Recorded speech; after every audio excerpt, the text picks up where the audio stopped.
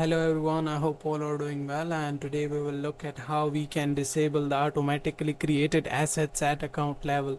Because sometime what happens is, let's say we have a campaign and we have 5 or 6 ad groups, and whenever you came into the assets tab and you just create a new asset like a site link for one of the ad group, and what Google will do, it will automatically create asset for some of the other ad groups.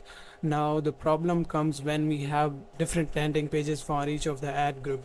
So how we can disable this?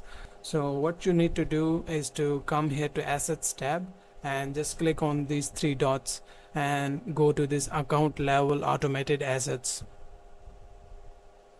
And then when you will come here, then you have to just click on advanced settings, and here you will see all of the assets are turned on. So what you can do, let's say you only want to turn off the automatically created site links, you can turn that off.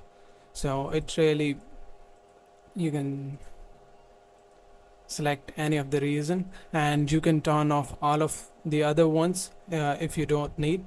And for me, I am only concerned about the site link because this was causing the issue. So that's it.